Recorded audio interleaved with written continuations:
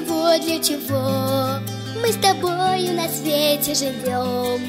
Для того, чтоб гулять под ночным дождем.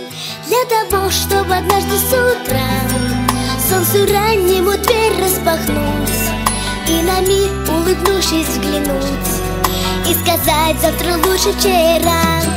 Для того, чтобы петь по утрам пару раз